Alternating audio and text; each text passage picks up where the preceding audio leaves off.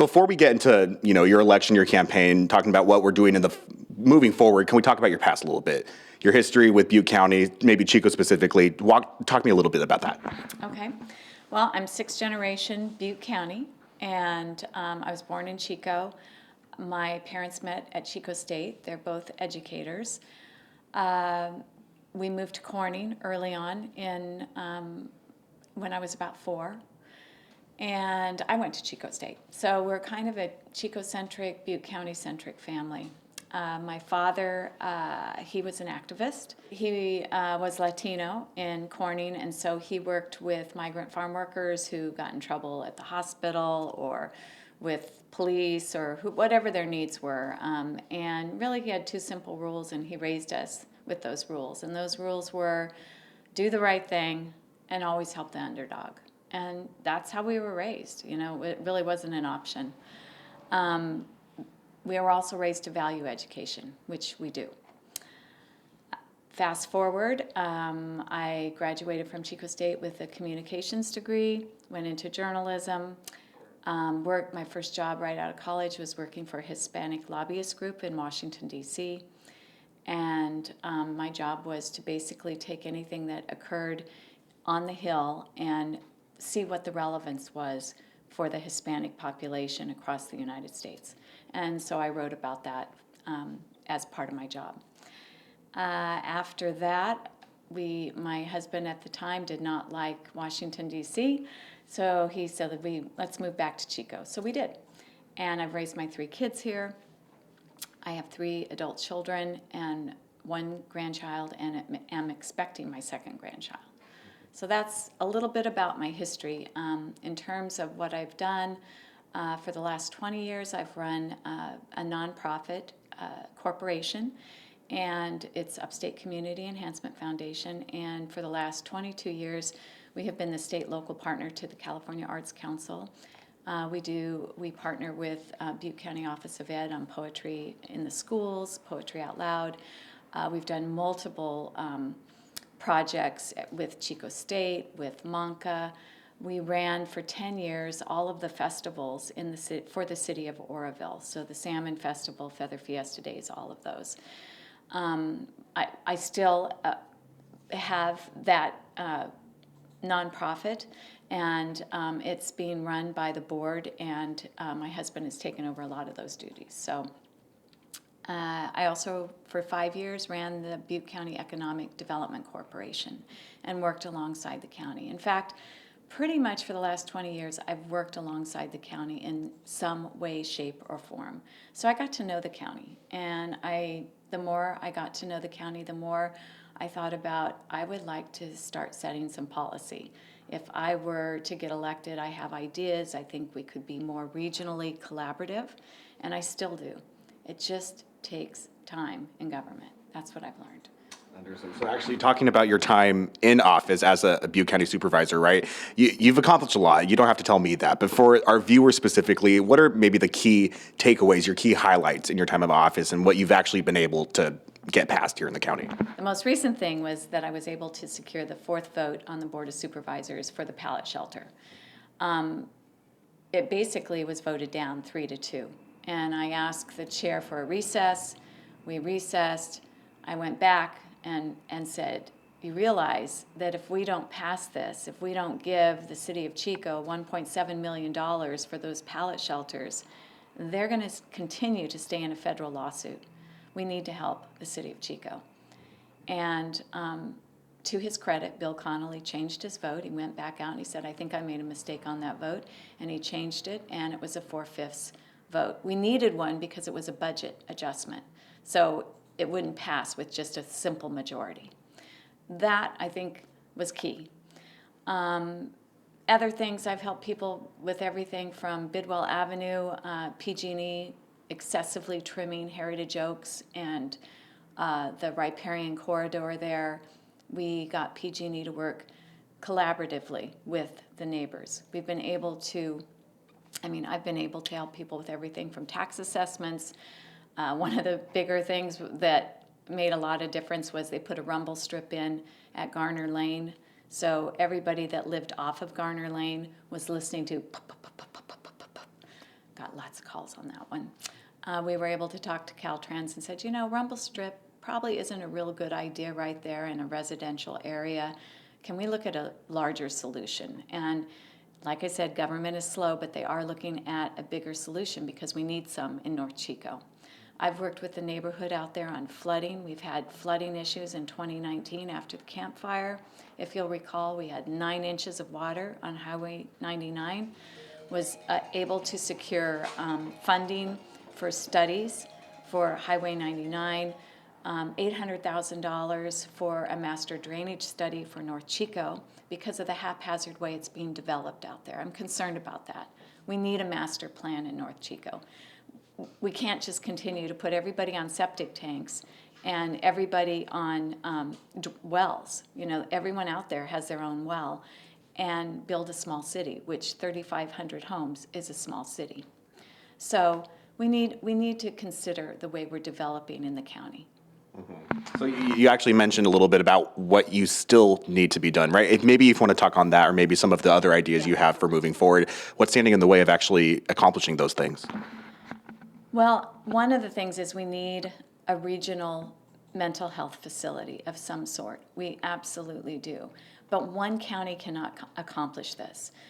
In fact, I've spoken to our assemblyman and I've spoken to our congressman about this, and both of them have suggested that it has to be a multi-county effort because all of us would need to put money in from our behavioral health budgets in order to create such a facility. The state and the feds would be willing to assist if they saw that 8 or 10 or even 12 of the Northstate counties were willing to come in on it and create something like this. We need low barrier shelters here. People know that we have a homeless issue. One pallet shelter is not the answer. So we have a lot of work still to do there. My office has been involved with food security, and also I've been very vocal about water. The Tuscan Water District was formed. I don't believe it's a democratic district, nor do I believe it's constitutional. 1 acre, 1 vote is not a constitutional thing, and that goes back to feudalism. You have more land than I do, you get more votes than I do. I don't understand how that can be constitutional, and particularly when we're facing water issues. So I will continue to educate small farmers and domestic well owners on the fact that they need to be vigilant on this. We're facing a severe drought, the most severe in our lifetimes, and to have a water district go into a city of 120,000 people that is entirely dependent on groundwater is worrisome. I think that the state would like to dewater our aquifer, take it down 100 feet, and fill it back up. Instead of building a dam, which they know will never happen in California again, they want to use underground storage for storage. And it's said that the Tuscan aquifer has 16 million acre feet in storage.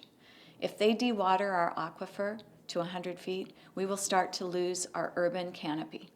All of these beautiful trees, the sycamores, the oaks. If you travel to the Central Valley, San Joaquin Valley area, you won't see these big lumbering oaks. They've died. They died a long time ago. You won't see trees outside of the orchards that are being watered because that's what happens. The ecosystem begins to die. And if we love what we see here in Chico, the city of trees, we need to be vigilant on this front. Actually, if you wouldn't mind me specifically talking on that, because you've obviously heard the other side, the farmer side, saying that they're feeling like they're not represented equally, right? If we are, talking about that, how do you respond then to the, you're talking about the concerns of our urban landscape. What about the farmer landscape? I'm not just talking about the urban landscape. I'm also talking about small farmers. And I'm talking about when I say small farmers, that could be 400 acres, that could be 600 acres, that could be 2 acres. But when the largest 2 owners in the Tuscan Water District are out-of-county owners, how is that local control? What does that mean? One farm has 11,000 acres and this farm over here has 400 acres, and when these guys water, their wells sputter, how is that fair? You know, we need to be looking out for everyone. And it's not just, I am looking out for the farmers. What about development? Are we going to really build 2,700 homes on the south side of Chico? If we are going to do that, where's the water going to come from? And who's going to pay for that? So right now we have 3 basins, sub-basins in Butte County, right? Each one of those has their own board. Each one of those is responsible for making sure that the groundwater that they're responsible for is being well cared for. They say we have a 10,000 acre-foot deficit every year. That's what we're supposed to be solving for, the problem. This year it's a 98,000 acre deficit. Now when you look at the use, agriculture uses about 90% of the water, okay? So when you look at it, yes, agriculture has the most invested, they have the greatest need. But are we doing everything we can be doing to protect the 14,000 wells that we have in Butte County? We have 14,000 wells. We have 25% of our citizens are on wells. In the state, that same percentage is 5%. So we have a lot of people that are depending on groundwater. What will their land be worth if they don't have water? Thank you for responding to that. And if I can go back to actually what you initially were talking about, a regional mental health facility, right? That was something that some of your opponents in this campaign or in this race are also suggesting. What you being the incumbent, you said that you need the support of 8, 10, 12 different counties. What have you done so far to secure that? Well, I'm on lots of different committees, 28 different committees, and it starts with relationship.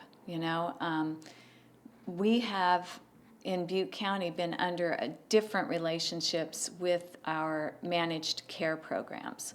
And we are about to enter into a partnership program that will be less prohibitive. In other words, I think we're going to get better care with this new program. But we had to be in that. We were adjudicated into that by the state, and we had no say over it. But that ends in 2024. So we are looking at some new plans to get surrounding counties, Glenn, Colusa, Butte, Tehama, Shasta, Siskiyou, Trinity, Plumas, Lassen. We would need all of those counties together to really create a regional mental health facility. You cannot do it one county. So that takes work, takes relationship. I've been the CSAC rep, which is the California State Association of Counties rep, for 3 years. That's where you make those relationships. And I have been making those relationships. At the national level, I've been the representative for the last 3 years for the National Association of Counties. That's where you make those national relationships. It doesn't happen in 3 years. That's what I mean about takes time to think about how long it takes to make a friend. Think how long it takes for people to get to know who you are, what your work ethic is, what you're capable of doing. Are you willing to put in the time? And I am, and it takes time. So if not 3 years, how long would you anticipate it? Well, to get something like that done, I think we could get it started because the governor is making a commitment to mental health. He's making a commitment to homelessness. If we can get state dollars to match federal dollars, it's quite possible that we could do that. Where all the counties come in is we would all have to give up a piece of our behavioral health budget in order to operate a facility like that. It's going to be very costly. So is that the only answer? No. I think we need a sanctioned campground here. I think we need a sanctioned parking area for people that have RVs. I think it's a crime that we have 4,000 students in our Butte County system who are homeless. That means they're classified as homeless, meaning they are couch surfing, they're living with aunts or uncles, they sometimes live in their car. Butte County has a lot of poverty, and we have a lot of issues. And it takes a while to understand the issues, and then after you understand them, to actually do something about them. And that takes cooperation with your state and federal representatives. So I'm hoping that we can get good cooperation on those issues, on homelessness and behavioral health issues. And I think we're on the right track. You've made it very clear that this is something that takes time, but voters generally want an immediate answer. So what can you tell those voters then about having to wait to see some kind of success like that? Well, if they're talking about a facility, facilities just take time to build. They're not going to happen. I mean, those could take 10 years, beyond possibly my term. In terms of short term, we are doing a lot of things. In Butte County, we've started mobile crisis units. We just started a new program. It will start in July called REST, and that's the Resiliency Empowerment Support Team. And it basically, we're going after the most severely ill on the streets. And believe it or not, out of the many people that we have on the streets, there's about 20 or 30 people that are classified severely mentally ill. And if you know anything about Laura's Law is the one that requires compulsory treatment. In the 17 counties that have them, they have figured it costs $1 million per person to put them into that type of treatment. And you know how many people they do annually? On the average, about 2 to 3. So if we have 20 to 30 severely mentally ill on our streets, we need a different program, and that's what REST is. I think that's going to be one of the most exciting things that we have going, because we are targeting those people that are the most severely mentally ill, that cannot help themselves. And we have the full support of the county. This was Director Scott Kennelly's program, and I'm fully behind it. I think that it's a great alternative to Laura's Law, which takes too long and does not help enough people, and is too costly. We can't do it at $1 million a person. I understand. Very good. So just to make sure that we're on the same page here, it sounds like your key motivating factors in your campaign: behavioral health, homelessness, water. Yes. Yeah. And water and food. I started to talk about the food assessment that we did. We got 26 agencies from around the county that are involved in some way, shape, or form with food. And the reason I bring this up is nobody expected a war in Ukraine. And look what's happened to our food prices. People were already struggling with food security in Butte County. I believe it was 4 out of 10 Chico state students do not have enough food. 1 in 2 people in Butte County receive some kind of services from the Department of Employment and Social Services. And we have about, I believe it's 39,000 individuals on CalFresh. Food is an issue in Butte County. And even though we're an agricultural community, 98% of what we grow here in Butte County is exported. There is only about less than 500 acres that actually grow food that you and I buy at a farmer's market. So we need about 4 times that amount of land in order to sustain a population of 200,000 people. I think we need to start thinking that way. If we're an agricultural community, we need to start growing food that can sustain our own population, because we can harden our homes against wildfire. We can put in so many precautions, against disaster. But when it comes down to it, if we don't have food and water, where are we? Yeah. And that's something that you can ensure people who vote for you would be able to accomplish in your next term. I certainly hope so, because if we don't have food and water, what do we have? And that's why I'm fighting for people who are up against odds. When somebody has a lot of land and has a lot of votes, 11,000 votes compared to 1 vote, those are big odds. So I can sympathize with farmers, because I know how many restrictions they have, and I know their livelihood depends on water. But in Butte County, if we are exporting 98% of what we grow, maybe we need to rethink how we grow things in Butte County. Maybe we need to think how we use water in Butte County. I will say that I believe that the farmers in Butte County are very responsible, and we can't control everything around us.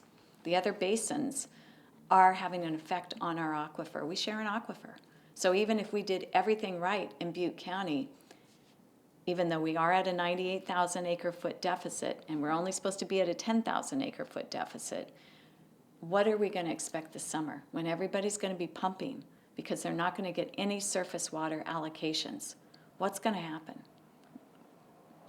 You have some competitors this election cycle, and specifically, there's one advertisement that just came out by a PAC called Butte Forward. There's a lot of accusations made in it talking about lavish trips that the county was reimbursing you for, you hiring your husband, getting put on the county's payroll.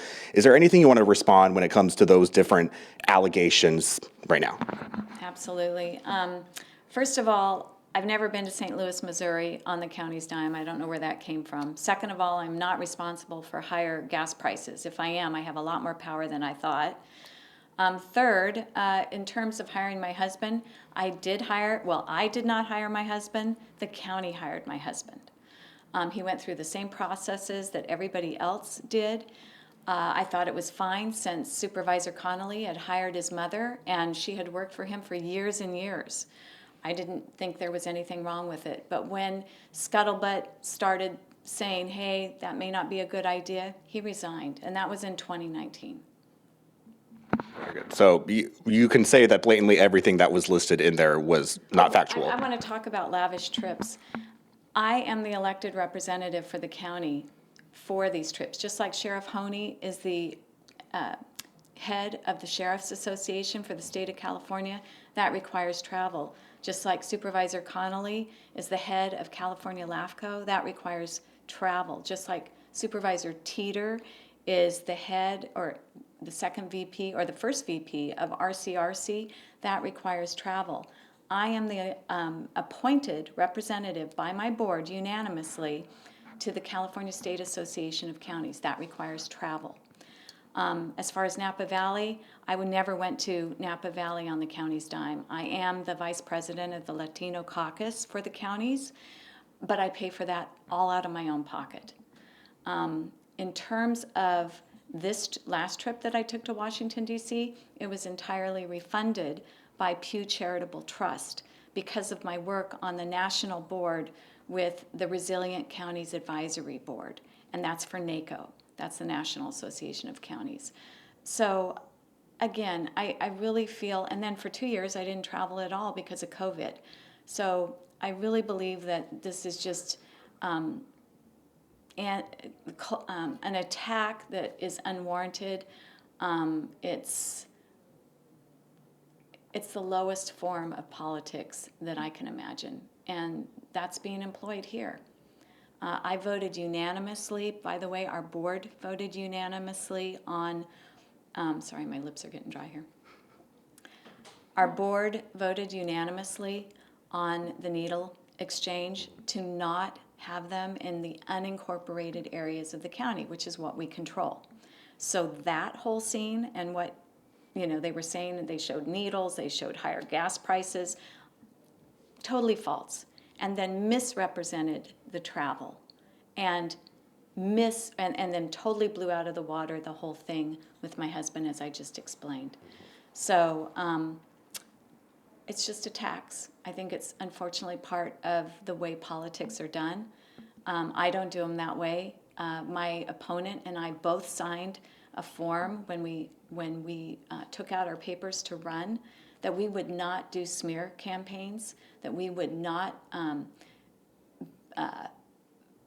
cast shadow on someone's character.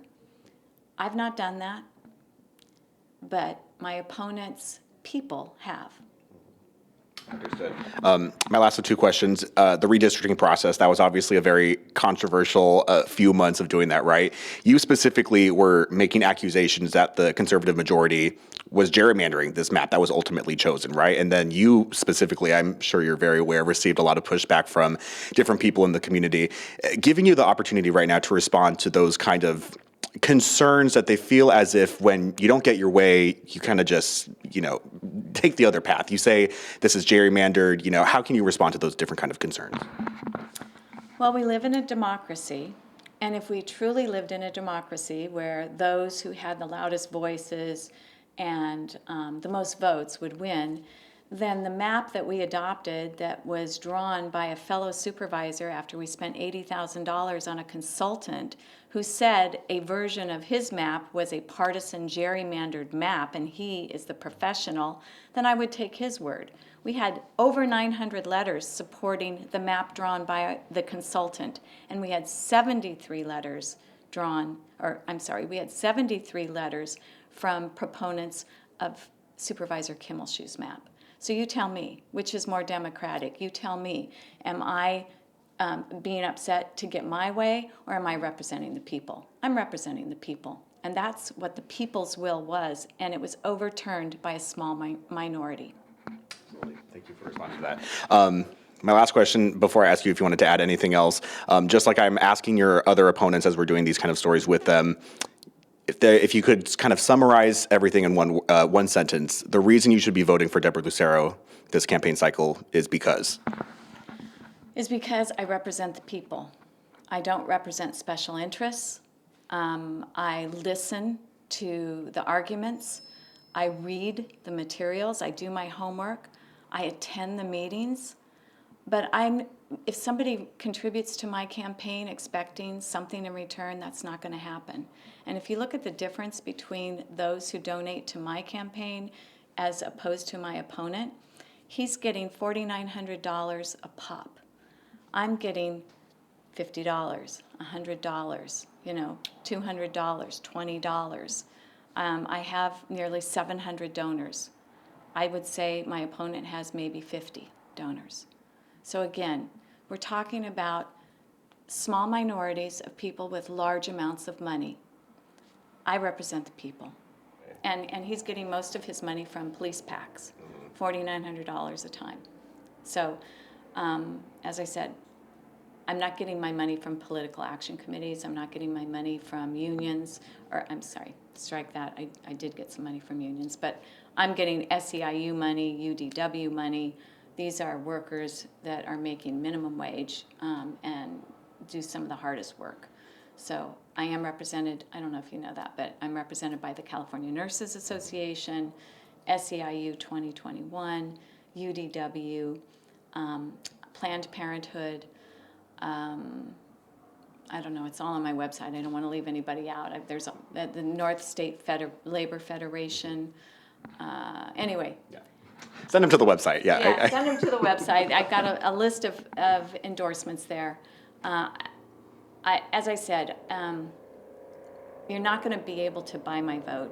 And there's a lot of people today that when they give to a politician, they're buying that vote. That's not going to happen with me. Perfect. Anything you wanted to add I didn't ask you?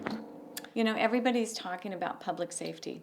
And public safety is two words, public and safety. And I think the public is often left out of that equation. When I grew up, we knew our police officers. We knew the people that were helping to protect us. Today there's a division between police officers and the public. I think we need the public part of safety to be more activated. We need to be, as citizens, more responsible. And that doesn't mean you go out and, buy a gun and decide you're a cop. That's not what I mean at all. I just mean that the attitude in our society has, that's someone else's job. And it used to be you saw litter on the street, you picked it up. It used to be you saw someone in distress, you would go over and try to help them. We need a little bit more of that back in our society, because public safety is two words, and part of it's made up of us. And we can't expect someone else to always be caring for every individual, because that's not possible. Even when we have a wildfire, for instance, we're told no one's coming for the first 72 hours. You need to be ready to go. You need to have a go bag. You need to know what to do. You need to know your escape route. That's personal responsibility. So I believe we have a lot of personal responsibility that needs to be revisited in our society. From the average citizen? The average citizen, yes. And do you mind me asking how you would make that happen? It's always education. When we were kids, you would see on the news and like commercials, during the nuclear, scare, how you got under your desk, whatever, like that's going to help you in a nuclear disaster. But anyway, it is about education.